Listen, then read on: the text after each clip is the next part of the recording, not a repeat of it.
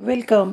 संगीता बालसिंग या माझ्या यूट्यूब चॅनलवर तुम्हा सर्वांचे हार्दिक स्वागत. आपण बोर्ड प्रश्नपत्रिका यापूर्वी या चॅनलवर पोस्ट केलेली आहे. त्याची उत्तरं कशी लिहायची ते आपण पाहणार आहोत. विषय आहे इकॉनॉमिक्स. 49 त्याचा कोड नंबर आहे, म्हणजेच अर्थशास्त्र. हा विषय कला शाखा आणि वाणिज्य शाखा या दोन्ही शाखांना आहे. ही प्रश्नपत्रिका आहे 9 जुलै 2025ची. म्हणजेच यावर्षीची पुरवणी परीक्षा झालेली आहे त्याची ही प्रश्नपत्रिका आहे. सर्दी खोकल्यामुळे थोडा आवाज जड येतोय, खराब येतोय, दिलगिरी व्यक्त करते. व्हिडिओ तयार करणं, विद्यार्थ्यांच्यापर्यंत उत्तरं तयार करून देणं, अनेक विद्यार्थ्यांच्या मागणीवरून हे माझं काम आहे, म्हणून खरं तर व्हिडिओ मी बनवते. वेळ 3 तासाचा आहे उत्तरपत्रिका लेखनासाठी. प्रश्नपत्रिकेचे 8 पेजेस आहेत आणि 80 गुणांची ही प्रश्नपत्रिका आहे. उत्तरं कशी लिहायची ते आपण समजून घेणार आहोत. इयत्ता 11वी आणि 12वी या दोन्ही वर्गांचे अनेक विषयांचे व्हिडिओ लेक्चर, प्रश्नपत्रिका, उत्तरपत्रिका या चॅनलवर तुम्हाला पाहायला मिळतील. त्यासाठी या चॅनलची प्लेलिस्ट एकदा पाहून घ्या. प्रश्नपत्रिकेमध्ये सूचना दिलेल्या असतात, त्या वाचून फॉलो करायच्या. सूचना पहिली आहे, सर्व प्रश्न सोडविणे अनिवार्य आहे. 2, आवश्यक त्या ठिकाणी कोष्टके किंवा आकृत्या काढा. 3, उजव्या बाजूचे अंक प्रश्नांचे पूर्ण गुण दर्शवतात. आणि चौथी महत्त्वाची सूचना, सर्व मुख्य प्रश्नांची उत्तरे नवीन पानांवर लिहावीत. जो पहिला प्रश्न, दुसरा प्रश्न असा जो प्रमुख आहे तो नवीन पानावर लिहायचा, एकाखाली एक लिहायचे नाहीत. चला आपण पाहूया प्रश्नपत्रिकेतील प्रश्नांची उत्तरे कशी लिहायची. या प्रश्नपत्रिकेत एकूण 1 ते 6 प्रश्न आहेत. 6 प्रश्नांची उत्तरं एका व्हिडिओमध्ये घेणं शक्य नाही, म्हणून त्याचे मी 3 भाग केलेत. पहिल्या भागामध्ये पहिला आणि दुसरा प्रश्न, दुसऱ्या भागात तिसरा, चौथा प्रश्न आणि भाग तिसऱ्यात 5वा, 6वा प्रश्न, म्हणजे 3 भागामध्ये 2-2 प्रश्न घेतलेले आहेत. पहिल्या भागातला प्रश्न पहिला आणि दुसरा सोडवून झालेला आहे. ते व्हिडिओ पाहायचं असेल तुम्हाला तर या चॅनलच्या प्लेलिस्टवर जाऊन तो व्हिडिओ पाहू शकता. आज आपण भाग क्रमांक 2 घेऊया, म्हणजे तिसरा आणि चौथा प्रश्न कसा सोडवायचा ते आपण पाहूया. आणि लवकरच 5वा, 6वा प्रश्न मी सोडवणार आहे. ज्यांनी चॅनल सबस्क्राईब केलं आहे त्यांना नोटिफिकेशन लगेच मिळेल, पण ज्यांनी चॅनल सबस्क्राईब केलेलं नसेल तर करा, म्हणजे मी जसे व्हिडिओ अपलोड करेल त्याचं नोटिफिकेशन यूट्यूबकडून तुम्हाला मिळेल. चला तिसरा आणि चौथा प्रश्न कसा सोडवायचा ते पाहूया. प्रश्न क्रमांक 3, खालील प्रश्नांची उत्तरे लिहा. कोणतेही 3 सोडवायचेत. 5 पैकी 3 सोडवायचे, 12 गुण, म्हणजे एका प्रश्नाला 4 गुण. 1, सूक्ष्म अर्थशास्त्राची कोणतीही 4 वैशिष्ट्ये स्पष्ट करा. 2, पूर्ण स्पर्धेची कोणतीही 4 वैशिष्ट्ये स्पष्ट करा. 3, भारतीय रिझर्व्ह बँकेची कोणतीही 4 कार्य स्पष्ट करा. 4, राष्ट्रीय उत्पन्नाच्या चक्रीय प्रवाहाचे द्विक्षत्रीय प्रतिमान स्पष्ट करा. 5, निर्देशांकाचे प्रकार स्पष्ट करा. एका मुद्द्यासाठी 1 गुण, त्यामुळे 4 मुद्दे विचारले तर 4च लिहा. प्रश्न पहिला, सूक्ष्म अर्थशास्त्राची कोणतीही 4 वैशिष्ट्ये स्पष्ट करा. आता पहा, इथे सूचना पण दिलेली आहे. जे मॉडेल आन्सर असतं टीचरसाठी दिलेलं, ती सूचना काय आहे ती आपण पाहूया आणि त्यानुसार उत्तर पाहू. प्रत्येक अचूक उत्तरास 4 गुण आहेत. सूक्ष्म अर्थशास्त्राची वैशिष्ट्ये कोणकोणती आहेत ती पाहूया. वैयक्तिक घटकांचा अभ्यास, किंमत सिद्धांत, आंशिक समतोल, विशिष्ट गृहितांवर आधारित विभाजन पद्धत, सीमांत तत्वाचा वापर, बाजार रचनेचे विश्लेषण, मर्यादित व्याप्ती. आता यापैकी या 8 वैशिष्ट्यांच्यापैकी कोणतीही 4 लिहायची. सूचना दिलेली आहे, यापैकी कोणतीही 4 लिहा. पहिलं लिहा, शेवटचं लिहा, मधलं लिहा, कोणतेही 4 वैशिष्ट्य लिहायचे, कारण 4 मुद्दे लिहिले तर 4 गुण मिळणार आहेत. पाहूया आपण आता उत्तर. सूक्ष्म अर्थशास्त्राची वैशिष्ट्ये पुढीलप्रमाणे आहेत. 1, वैयक्तिक आर्थिक घटकांचा अभ्यास. सूक्ष्म अर्थशास्त्रात अर्थव्यवस्थेतील विशिष्ट घटकांच्या आर्थिक वर्तनाचा अभ्यास केला जातो. उदाहरणार्थ, सूक्ष्म अर्थशास्त्रात विशिष्ट कुटुंब, विशिष्ट उत्पादन संस्था किंवा पेढी, विशिष्ट वस्तूंची किंमत इत्यादींचा अभ्यास केला जातो. 2, किंमत सिद्धांत म्हणून ओळख. सूक्ष्म अर्थशास्त्रात वस्तू आणि सेवांच्या, तसेच भूमी, श्रम, भांडवल व संयोजक या उत्पादन घटकांच्या किमती कशा निश्चित होतात याचा अभ्यास केला जातो. म्हणूनच सूक्ष्म अर्थशास्त्राला किंमत सिद्धांत किंवा मूल्य सिद्धांत असेही म्हटले जाते. तिसरं वैशिष्ट्य आंशिक समतोलावर भर. सूक्ष्म अर्थशास्त्रात एक उपभोक्ता किंवा एक उत्पादन संस्था इत्यादी वैयक्तिक आर्थिक घटकांचा इतर आर्थिक घटकांपासून बाजूला काढून त्यांच्या समतोलाचे स्वतंत्रपणे विश्लेषण केले जाते. म्हणजेच सूक्ष्म अर्थशास्त्रीय विश्लेषण हे आंशिक समतोलाचे विश्लेषण असते. आंशिक समतोल विश्लेषणात इतर परिस्थिती कायम असताना या मूलभूत गृहीतकाचा आधार घेऊन विवेचनाची सुरुवात केली जाते. 4. विशिष्ट गृहीतकांवर आधारित. सूक्ष्म अर्थशास्त्रीय विश्लेषण हे पूर्ण रोजगार, शुद्ध भांडवलशाही, पूर्ण स्पर्धा, सरकारचे निरहस्तक्षेपाचे धोरण इत्यादी गृहीतकांवर आधारित असते. परंतु वास्तवात अशी परिस्थिती आढळत नाही. सूक्ष्म अर्थशास्त्रातील बहुतांश सिद्धांत हे इतर परिस्थिती कायम असताना या गृहीतकावर आधारित आहेत. प्रश्न दुसरा. पूर्ण स्पर्धेची कोणतीही 4 वैशिष्ट्ये स्पष्ट करा. आता याचं मॉडेल आन्सरमध्ये काय मार्गदर्शन केले ते पाहूया. पूर्ण स्पर्धेची वैशिष्ट्ये: असंख्य विक्रेते व ग्राहक, एकजिन्सी वस्तू, मुक्त प्रवेश आणि निर्गमन, एकच किंमत, बाजाराचे संपूर्ण ज्ञान, उत्पादन घटकांची पूर्ण गतिशीलता, वाहतूक खर्चाचा अभाव, सरकारी हस्तक्षेप नाही. आता वरील जी वैशिष्ट्ये आहेत त्यापैकी कोणतीही 4च वैशिष्ट्ये लिहायची. कोणतीही 4 लिहा. उत्तर. पूर्ण स्पर्धेची वैशिष्ट्ये पुढीलप्रमाणे आहेत. 1. असंख्य ग्राहक व असंख्य विक्रेते. असंख्य विक्रेते. पूर्ण स्पर्धेच्या बाजारात असंख्य विक्रेते असतात. बाजारातील एका विक्रेत्याचा वैयक्तिक पुरवठा हा बाजार पुरवठ्यातील अत्यल्प भाग असतो. त्यामुळे पूर्ण स्पर्धेतील एखाद्या विक्रेत्याला वस्तूच्या किमतीवर नियंत्रण ठेवता येत नाही. पूर्ण स्पर्धेतील विक्रेत्याला वस्तूच्या बाजार मागणी आणि बाजार पुरवठ्याच्या आंतरक्रियेतून ठरलेली समतोल किंमत स्वीकारावी लागते. असंख्य ग्राहक. पूर्ण स्पर्धेच्या बाजारात असंख्य ग्राहक असतात. बाजारातील एका ग्राहकाची वैयक्तिक मागणी ही बाजार मागणीतील अत्यल्प भाग असतो. त्यामुळे पूर्ण स्पर्धेतील एखाद्या ग्राहकाला वस्तूच्या किमतीवर नियंत्रण ठेवता येत नाही. पूर्ण स्पर्धेतील ग्राहकाला वस्तूच्या बाजार मागणी आणि बाजार पुरवठ्याच्या आंतरक्रियेतून ठरलेली समतोल किंमत स्वीकारावी लागते. दुसरं वैशिष्ट्य. एकजिनसी वस्तू.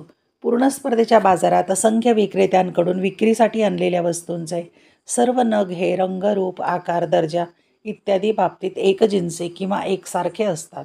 म्हणजेच पूर्ण स्पर्धेतील बाजारातील वस्तूंचे सर्व नग एकमेकास पूर्णपणे पर्यायी असतात. 3. मुक्त प्रवेश आणि निर्गमन. पूर्ण स्पर्धेच्या बाजारात उद्योग संस्थेच्या प्रवेशावर आणि निर्गमनावर कोणतेही निर्बंध नसतात. नफ्याची आशा नसल्यास नवीन उद्योगसंस्था पूर्ण स्पर्धेच्या बाजारात मुक्तपणे प्रवेश करू शकतात. या उलट तोट्याची शक्यता असल्यास उद्योगसंस्था पूर्ण स्पर्धेच्या बाजारातून मुक्तपणे निर्गमन करू शकतात. 4. एकच किंमत. पूर्ण स्पर्धेच्या बाजारात वस्तूच्या सर्व नगांची किंमत सर्वत्र समान असते व ती बाजार मागणी व बाजार पुरवठ्याच्या आंतरक्रियेतून किंवा समतोलातून निर्धारित होते. प्रश्न तिसरा. भारतीय रिझर्व्ह बँकेची कोणतेही 4 कार्य स्पष्ट करा आणि मॉडेल आन्सरमध्ये काय मार्गदर्शन दिले ते पाहूया. भारतीय रिझर्व्ह बँकेची कार्ये: चलनी नोटांची निर्मिती करणारी बँक, सरकारची बँक, बँकांची बँक, परकीय चलन साठ्याचा सांभाळ करणे, पतपैशाचे नियंत्रण, आकडेवारी गोळा करणे व प्रसिद्धीला देणे, विकासाभिमुख आणि प्रोत्साहनात्मक कार्य, इतर कार्य. यापैकी कोणत्याही 4 कार्याचे स्पष्टीकरण. आता वरील जेवढी कार्य दिलेत त्यापैकी कोणतीही 4 कार्य लिहा. उत्तर. भारतीय रिझर्व्ह बँकेची कार्ये पुढीलप्रमाणे आहेत. 1. चलनी नोटांची निर्मिती करणे. भारतीय रिझर्व्ह बँकेकडे 1 रुपयाची नोट व सर्व नाणी सोडून सर्व मूल्यांच्या रुपयाच्या नोटा छापण्याची मक्तेदारी आहे. 1957च्या किमान राखीव धोरणानुसार भारतीय रिझर्व्ह बँकेला किमान 200 कोटी ठेवावी लागते. त्यापैकी 115 कोटी सोन्याच्या स्वरूपात आणि 85 कोटी परकीय चलनाच्या स्वरूपात ठेवली जाते. 2. सरकारची बँक म्हणून कार्य करणे. भारतीय रिझर्व्ह बँक सरकारची बँक म्हणून कार्य करते. भारतीय रिझर्व्ह बँक ही केंद्र व राज्य सरकारकडून त्यांच्याकडून ठेवी स्वीकारते व सरकारची प्रतिनिधी म्हणून त्यांच्या वतीने देणी देते. भारतीय रिझर्व्ह बँक ही सरकारला सार्वजनिक कर्ज व्यवस्थापनात मदत करते व अनेक आर्थिक विषयांवर सल्ले देते. 3. बँकांची बँक म्हणून कार्य करणे. भारतीय रिझर्व्ह बँक ही भारतातील सर्व बँकांवर वैधानिक नियंत्रण ठेवते. भारतातील सर्व अनुसूचित बँकांना भारतीय रिझर्व्ह बँकेकडे त्यांच्या मागणी व मुदत ठेवींनुसार किमान रोख निधी राखीव ठेवणे अनिवार्य असते. भारतीय रिझर्व्ह बँक ही व्यापारी बँकांना त्यांच्या हुंड्या वटवून देऊन आर्थिक सहाय्य करते. मंजुरी दिलेल्या तारणाच्या बदल्यात व्यापारी बँकांना कर्ज उपलब्ध करून देते. परकीय चलन साठ्याचा सांभाळ करणे. 4. भारतीय रिझर्व्ह बँक ही परकीय चलनसाठ्याची संरक्षक म्हणून कार्य करते. आंतरराष्ट्रीय नाणेनिधीच्या सर्व सदस्य देशांच्या चलनांची खरेदी विक्री करण्याचे कार्य भारतीय रिझर्व्ह बँक करते. भारतीय रिझर्व्ह बँक ही रुपयाचा विनिमय दर ठरवण्यात व त्यात स्थिरता आणण्यात मदत करते. प्रश्न 4. राष्ट्रीय उत्पन्नाच्या चक्रीय प्रवाहाचे द्विक्षेत्रीय प्रतिमान स्पष्ट करा. आता या संदर्भात काय मार्गदर्शन आहे मॉडेलमध्ये ते पाहूया. राष्ट्रीय उत्पन्नाच्या चक्रीय प्रवाहाचे द्विक्षेत्रीय प्रतिमान जे आहे त्यामध्ये आकृती आहे, त्याला 2 गुण असतील आणि आकृतीचं स्पष्टीकरण करायला 2 गुण, असं 4 गुणांचं उत्तर आपण पाहूया. उत्तर: राष्ट्रीय उत्पन्नाचा चक्रीय प्रवाह ही स्थूल अर्थशास्त्रातील मूलभूत संकल्पना आहे. राष्ट्रीय उत्पन्नाच्या चक्रीय प्रवाहाचे द्विक्षेत्र प्रतिमान पुढील मुद्द्यांच्या आधारे स्पष्ट करता येते. 1. राष्ट्रीय उत्पन्नाच्या चक्रीय प्रवाहाचे द्विक्षेत्र प्रतिमान अर्थव्यवस्थेत कुटुंब संस्था आणि उत्पादन संस्था अशी 2च क्षेत्र असल्याचे गृहीत धरते. या 2 क्षेत्रात सातत्याने होत असणारा राष्ट्रीय उत्पन्नाचा चक्रीय प्रवाह पुढील आकृतीद्वारे स्पष्ट करण्यात आला आहे. आकृती पाहूया आपण. आकृतीमध्ये 2 भाग आहेत. एका बाजूला आहे कुटुंब संस्था, दुसऱ्या बाजूला आहे उत्पादन संस्था आणि भूमी, श्रम, भांडवल संयोजक उत्पादन संस्थेला पुरवले जातात आणि त्याच्या बदल्यात वस्तू व सेवा कुटुंब संस्थेकडे येतात. नंतर वस्तू व सेवांवरील उपभोग खर्च कुटुंब संस्था करतात आणि खंड, वेतन, व्याज, नफ्याच्या स्वरूपात मोबदला मिळतो. अशी ही आकृती काढायची आहे. 2. वरील आकृतीत असे दिसून येते की भूमी, श्रम, भांडवल व संयोजक या उत्पादन घटकांची मालकी कुटुंब संस्थेकडे असते. उत्पादनाचे घटक स्वतःच्या सेवा उत्पादन संस्थेला पुरवतात. उत्पादन संस्था उत्पादन घटकांचा वापर करून वस्तू व सेवांचे उत्पादन करते. वस्तू व सेवांचा पुरवठा उत्पादन संस्थेकडून कुटुंब संस्थेला केला जातो. अशा प्रकारे कुटुंब संस्थेकडून उत्पादक घटकांचा प्रवाह उत्पादन संस्थेकडे आणि उत्पादन संस्थेकडून वस्तू व सेवांचा प्रवाह कुटुंब संस्थेकडे याप्रमाणे वास्तव स्वरूपातील प्रवाह सातत्याने चालू असतो. हा प्रवाह वरील आकृतीत बाहेरच्या बाजूला दर्शवण्यात आला आहे. 3रा मुद्दा. वरील आकृतीवरून असे दिसून येते की कुटुंब संस्थेने उत्पादन संस्थेला भूमी, श्रम, भांडवल व संयोजक हे उत्पादन घटक पुरवल्यामुळे कुटुंब संस्थेला उत्पादन संस्थेकडून अनुक्रमे खंड, वेतन, व्याज व नफा या स्वरूपात मोबदले मिळतात. उत्पादन संस्थेने कुटुंब संस्थेला वस्तू व सेवा पुरवल्यामुळे उत्पादन संस्थेला कुटुंब संस्थेकडून ग्राहकांनी वस्तू व सेवांच्या खरेदीसाठी खर्च केलेल्या पैशाच्या स्वरूपात मोबदले मिळतात. अशा प्रकारे उत्पादन संस्थेकडून कुटुंब संस्थेकडे उत्पादन घटकांच्या मोबदल्याच्या स्वरूपात आणि कुटुंब संस्थेकडून उत्पादन संस्थेकडे वस्तू व सेवांवरील उपभोग खर्चाच्या स्वरूपात पैशाच्या स्वरूपातील प्रवाह सातत्याने चालू असतो. हा प्रवाह वरील आकृतीत आतील बाजूस दर्शवण्यात आला आहे. 4. वरील आकृतीवरून असे दिसून येते की कुटुंब संस्थेच्या उत्पन्नाचे सातत्याने उपभोग खर्चात रूपांतर होते, कारण व्यक्तीच्या गरजा कधीही संपत नाहीत. त्याचप्रमाणे उत्पादन संस्थेच्या उत्पन्नाचे सातत्याने खर्चात रूपांतर होते, कारण गरजा पूर्ण करण्यासाठी सातत्याने वस्तू व सेवांची निर्मिती केली जाते व त्यासाठी उत्पादन खर्च करावा लागतो. अशा प्रकारे राष्ट्रीय उत्पन्नाचा चक्रीय प्रवाह सातत्याने चालू राहतो. प्रश्न 5. निर्देशांकाचे प्रकार स्पष्ट करा. यात मॉडेल आन्सरमध्ये काय सांगितले आहे तर निर्देशांकाचे प्रकार किंमत निर्देशांक, संख्यात्मक निर्देशांक, मूल्य निर्देशांक, विशिष्ट हेतू निर्देशांक हे 4ही प्रकारांचं सविस्तर स्पष्टीकरण आपण करूया. उत्तर. निर्देशांकाचे प्रकार पुढील प्रमाणे आहेत. 1. किंमत निर्देशांक. वस्तूच्या किमतीतील सामान्य बदलाचे किंमत निर्देशांकाद्वारे मापन केले जाते. किंमत निर्देशांकाद्वारे 2 भिन्न कालावधीत एका वस्तूच्या किंवा एकाहून अधिक वस्तूच्या किमतीत झालेल्या बदलांची तुलना करता येते. 2. संख्यात्मक निर्देशांक. संख्यात्मक निर्देशांकास प्रमाणबद्ध निर्देशांक असेही म्हणतात. अर्थव्यवस्थेतील एखाद्या वस्तूच्या उत्पादनातील किंवा विविध वस्तूंच्या उत्पादनातील 2 भिन्न कालावधीतील बदलांचे संख्यात्मक निर्देशांकाद्वारे मापन केले जाते. उदाहरणार्थ कृषी उत्पादन निर्देशांक, औद्योगिक उत्पादन निर्देशांक इत्यादी. 3रा प्रकार मूल्य निर्देशांक. वस्तूची किंमत आणि वस्तूचे परिमाण यांच्या गुणाकाराद्वारे वस्तूचे मूल्य मोजले जाते. एखाद्या वस्तूच्या मूल्यातील दोन भिन्न कालावधीतील बदलाचे मूल्य निर्देशांकाद्वारे मापन केले जाते. 4. विशिष्ट हेतू निर्देशांक. अर्थव्यवस्थेतील विशिष्ट चलातील भिन्न कालावधीतील बदलाचे मापन करण्याच्या हेतूने विशिष्ट हेतू निर्देशांक तयार केला जातो. उदाहरणार्थ आयात निर्यात निर्देशांक, श्रम उत्पादकता निर्देशांक, शेअर किमतीचा निर्देशांक, ग्राहक किंमत निर्देशांक, मानव विकास निर्देशांक इत्यादी. प्रश्न क्रमांक 4. खालील विधानांशी आपण सहमत आहात की नाही ते सहकारण स्पष्ट करा. कोणतेही 3 सोडवायचे 5 पैकी आणि 12 गुण म्हणजे एका प्रश्नाला 4 गुण. 1. घटत्या सीमांत उपयोगिता सिद्धांताला कोणतेही खरे अपवाद नाहीत. 2. मक्तेदारीयुक्त स्पर्धेची अनेक वैशिष्ट्ये आहेत. 3. निर्देशांकाला कोणत्याही मर्यादा नाहीत. 4. भारतातील नाणे बाजार महत्त्वाची भूमिका बजावतो. 5. व्यवहार तोल आणि व्यापार तोल या 2 संकल्पनांमध्ये फरक नाही. आता पहा, सूचना पण दिलेल्या आहेत आणि प्रश्नही पाहूया. क्रमांक 1. घटत्या सीमांत उपयोगिता सिद्धांताला कोणतेही खरे अपवाद नाहीत. आता इथे सूचना दिलेली आहे मॉडेल ॲन्सरमध्ये. प्रत्येक बरोबर उत्तरासाठी 4 गुण आणि प्रत्येक विधानाच्या सहमत किंवा असहमतसाठी 1 गुण आणि कारणांसाठी 3 गुण म्हणजे 3 कारणं लिहायची. त्यातलं क्रमांक 1 जे वाचलं आपण ते आहे उत्तर सहमत आहे. आणि मुद्दे आहेत छंद, कंजूस व्यक्ती, व्यसन, सत्ता, पैसा. यापैकी कोणतेही 3 मुद्दे लिहायचे. 4 गुणांचा हा प्रश्न. उत्तर या विधानाशी मी सहमत आहे. ही ओळ लिहिली तर 1 गुण मिळेल आणि त्याची 3 कारणे लिहायची. कारणे. 1. छंद. पुस्तकाची विविध तिकिटे, दुर्मिळ नाणी व दुर्मिळ चित्रे यांचा संग्रह करणे, संगीत ऐकणे, पुस्तकांचे वाचन करणे यासारख्या छंदाबाबत हा सिद्धांत अनुभवास येत नाही. याचे कारण त्याच्या साठ्यात होणारी वाढ अधिकाधिक आनंद देते, त्यामुळे सीमांत उपयोगिता वाढते. परंतु यात एकजिन्सीपणा व सातत्य या गृहीतकांचे उल्लंघन झाले आहे. 2. कंजूस व्यक्ती. कंजूस उपभोक्त्याच्या बाबतीत प्राप्त होणाऱ्या प्रत्येक वाढीव नगापासून त्याला अधिकाधिक समाधान मिळते, कारण तो लोभी असतो, अविवेकी असतो.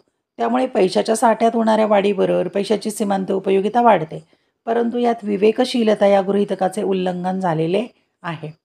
3. व्यसन. व्यसनी व्यक्तींच्या बाबतीत असे आढळून येते की मद्याच्या प्रत्येक वाढीव नगाच्या उपभोगाबरोबर त्याच्या नशेची पातळी वाढत जाते, त्यामुळे मद्यपी व्यक्तीची सीमांत उपयोगिता वाढल्यासारखे वाटते. खरे तर हा आभास असतो. ही स्थिती जवळजवळ सर्वच व्यसनांच्या बाबतीत लागू होते, मात्र यात विवेकशीलता या गृहीतकाचे उल्लंघन झालेले आहे. क्रमांक 2. मक्तेदारीयुक्त स्पर्धेची वैशिष्ट्ये. त्याचं उत्तर आहे सहमत आहे आणि वैशिष्ट्ये आहेत अनेक विक्रेते, असंख्य ग्राहक, वस्तुभेद, मुक्त प्रवेश व निर्गमन, विक्री खर्च, जवळचे पर्याय, गट संकल्पना. यापैकी कोणत्याही 3 मुद्द्यांचे स्पष्टीकरण अपेक्षित. आता उत्तर पाहू आपण. वरील विधानाशी मी सहमत आहे. मक्तेदारीयुक्त स्पर्धेची वैशिष्ट्ये पुढीलप्रमाणे आहेत. 1. अनेक विक्रेते. मक्तेदारीयुक्त स्पर्धा बाजारात विक्रेत्यांची संख्या ही अल्पाधिकार बाजारातील विक्रेत्यांच्या संख्येपेक्षा जास्त, परंतु पूर्ण स्पर्धेच्या बाजारातील विक्रेत्यांच्या संख्येपेक्षा कमी असते. मक्तेदारीयुक्त स्पर्धेतील उत्पादक स्वतःच्या विभेदित वस्तूंच्या बाबतीत मक्तेदार असतो, परंतु त्याचवेळी त्याच्या वस्तूला जवळचा पर्याय असणाऱ्या वस्तूंचे उत्पादन करणाऱ्या विक्रेत्यांपासून होणाऱ्या स्पर्धेसही सामोरे जावे लागते. 2. असंख्य ग्राहक. मक्तेदारीयुक्त स्पर्धा बाजारात असंख्य ग्राहक असतात. बाजारातील एका ग्राहकाची वैयक्तिक मागणी ही बाजारातील मागणीतील अत्यल्प भाग असतो, त्यामुळे मक्तेदारीयुक्त स्पर्धा बाजारातील एखाद्या ग्राहकाला वस्तूच्या किमतीवर नियंत्रण ठेवता येत नाही. 3. वस्तुभेद. वस्तुभेद हे मक्तेदारीयुक्त स्पर्धा बाजाराचे महत्त्वाचे वैशिष्ट्य आहे. मक्तेदारीयुक्त स्पर्धा बाजारातील प्रत्येक उत्पादकाची वस्तू ही व्यापार, चिन्ह, रंग, आकार, बाह्य वेष्टन, दर्जा इत्यादी बाबतीत थोड्या फरकाने वेगळी असते. यालाच वस्तुभेद म्हणतात. मक्तेदारीयुक्त स्पर्धा बाजारात प्रतिस्पर्धी उत्पादकाची वस्तू काहीशा फरकाने वेगळी व बऱ्याच प्रमाणात सारखी असल्याने मक्तेदारीयुक्त बाजारातील वस्तूंना जवळचे पर्याय उपलब्ध असतात. त्यामुळे मक्तेदारीयुक्त बाजारात मागणीची छेदक लवचिकता अधिक प्रमाणात आढळते. उदाहरणार्थ मोबाईल फोन, साबण, टूथपेस्ट, दुचाकी वाहने इत्यादी वस्तूंच्या बाबतीत वस्तुभेद आढळतात. क्रमांक 3, निर्देशांकाला कोणत्याही मर्यादा नाहीत आणि ह्या विधानाला मॉडेल ॲन्सरमध्ये उत्तर दिले सहमत नाही. आणि त्याची मर्यादा लिहायच्यात नमुन्यावर आधारित, आकडेवारीवर आधारित, निर्देशांकाचा चुकीचा उद्देश, सूत्राची उणीव, अर्थव्यवस्थेतील बदल, गुणवत्तेत बदल, बैजिक भार, मर्यादित व्याप्ती. कोणत्याही 3 मुद्द्यांचे स्पष्टीकरण अपेक्षित आहे. उत्तर पाहूया आपण. उत्तर, वरील विधानाशी मी सहमत नाही. कारण निर्देशांकाच्या काही मर्यादा पुढीलप्रमाणे आहेत. 1. निर्देशांकास नमुना चुका लागू. निर्देशांकात सर्व घटकांचा समावेश होत नाही. निर्देशांक नमुन्यांवर आधारित असतात, त्यामुळे निर्देशांकास नमुना चुका लागू होतात. 2. अपुऱ्या आकडेवारीवर आधारित. निर्देशांकात सर्वच घटकांचा समावेश न होता नमुन्यांचा समावेश होतो. निर्देशांक तुलनेने अपुऱ्या माहितीच्या आधारे तयार केला जात असल्याने निर्देशांकाच्या निष्कर्षावर मर्यादा येतात. 3. चुकीच्या उद्देशाचा परिणाम. निर्देशांक मोजताना चुकीच्या उद्देशाने अयोग्य मूळ वर्ष निवडले असता निर्देशांकाच्या उपयुक्ततेवर मर्यादा येतात. उदाहरणार्थ, रोजगार पातळीचा निर्देशांक मोजण्यासाठी जाणून बुजून आर्थिक मंदी किंवा दुष्काळ असणाऱ्या असाधारण वर्षाची मूळ वर्ष म्हणून निवड केली असता चालू वर्षात रोजगार पातळीत वाढ झाल्याचे निर्देशांकावरून दिसून येईल, परंतु हे निष्कर्ष वास्तव असतीलच असे नाही. क्रमांक 4, भारतातील नाणे बाजार महत्त्वाची भूमिका बजावतो. मॉडेल ॲन्सरमध्ये उत्तर दिले सहमत आहे आणि त्याची कारणं पण दिलेली आहेत. कर्जदाराची अल्पमुदतीची गरज, तरलता व्यवस्थापन, गुंतवणूक पत्रक व्यवस्थापन, समतोल यंत्रणा, सरकारच्या वित्तीय गरजा, मौद्रिक विषयक धोरणांची अंमलबजावणी, रोख रकमेचा काटकसरीने वापर, वाणिज्य उद्योग आणि व्यापार वृद्धी. आता कोणत्याही 3 मुद्द्यांचं स्पष्टीकरण. वरीलपैकी कोणतेही 3 मुद्दे घ्या. उत्तर, या विधानाशी मी सहमत आहे. कारण भारतातील नाणे बाजाराची भूमिका पुढील मुद्द्यांच्या आधारे स्पष्ट करता येते. 1. कर्जदाराची अल्पमुदतीच्या गरजेची पूर्तता. नाणे बाजारामुळे कर्जदाराची अल्पमुदतीची वित्तीय गरज वास्तव व्याजदरात पूर्ण होते. 2. तरलता व्यवस्थापन. नाणे बाजारामुळे अर्थव्यवस्थेतील पैशास गती प्राप्त होते. शासनाच्या मौद्रिक धोरणाद्वारे अर्थव्यवस्थेला तरलता प्राप्त होते व पैशाचे अधिक परिणामकारक व्यवस्थापन होते. परिणामी देशास आर्थिक स्थैर्य लाभते व देशाचा आर्थिक विकास होतो. 3. गुंतवणूक पत्रक व्यवस्थापन. नाणे बाजारामुळे अर्थव्यवस्थेतील पैशास गती प्राप्त होते. शासनाच्या मौद्रिक धोरणाद्वारे अर्थव्यवस्थेस तरलता प्राप्त होते व पैशाचे अधिक परिणामकारक व्यवस्थापन होते. परिणामी देशास आर्थिक स्थैर्य लाभते व देशाचा आर्थिक विकास होतो. क्रमांक 5, व्यवहार तोल आणि व्यापार तोल या 2 संकल्पनांमध्ये फरक नाही. आता मॉडेल ॲन्सरमध्ये उत्तर दिले सहमत नाही, कारण दोन्हीमध्ये फरक आहे. पण त्याचं गुणांचं विभाजन कसं असेल पाहूया. व्यवहार तोलचा अर्थ आणि स्पष्टीकरण लिहायचं, त्याला 1.5 गुण आहे. व्यापार तोल आणि अर्थ स्पष्टीकरण लिहायचं, त्याला 1.5 गुण आहे. 1.5 आणि 1.5 3 झाले. आणि सहमत नाही हा शब्द लिहायला 1 गुण. असं 4 गुणांचं उत्तर लिहायचं. उत्तर, वरील विधानाशी मी सहमत नाही. कारण व्यापार तोल आणि व्यवहार तोल यामध्ये फरक आहे. व्यवहार तोल अर्थ. एका वर्षाच्या कालावधीत देशाच्या सर्व आंतरराष्ट्रीय व्यवहारांची पद्धतशीरपणे केलेली नोंदणी म्हणजे व्यवहार तोल होय. स्पष्टीकरण. व्यवहार तोलात व्यापार तोलाचा समावेश होतो, त्यामुळे व्यवहार तोल ही तुलनेने व्यापक स्वरूपाची संकल्पना आहे. व्यापार तोल अर्थ. विशिष्ट कालावधीत देशाच्या आयात व निर्यात मूल्यांमधील फरक म्हणजे व्यापार तोल होय. स्पष्टीकरण. व्यापार तोल हा व्यवहार तोलातील एक भाग असल्यामुळे व्यापार तोल ही संकल्पना तुलनेने मर्यादित स्वरूपाची संकल्पना आहे. अशा प्रकारे आपण 3रा आणि 4था प्रश्न सोडवला आहे. पुढील व्हिडिओमध्ये आपण भाग क्रमांक 3ऱ्यात 5वा आणि 6वा प्रश्न सोडवणार आहोत. धन्यवाद. व्हिडिओ लेक्चर आवडले चॅनल सबस्क्राईब करा, ज्यांनी सबस्क्राईब केले नसेल त्यांनी, कारण मी व्हिडिओ अपलोड केल्याचं नोटिफिकेशन त्यामुळे तुम्हाला मिळेल. टेलिग्राम चॅनलही जॉईन करा. आवडलेले व्हिडिओ लाईक, कमेंट, शेअर करा. एकदा चॅनलची प्लेलिस्ट पाहून घ्या आणि तुमच्या कमेंट खूप प्रेरणादायक वाटतात. तुमचा अभिप्राय नक्की कळवत जा. अभ्यासासाठी खूप खूप शुभेच्छा.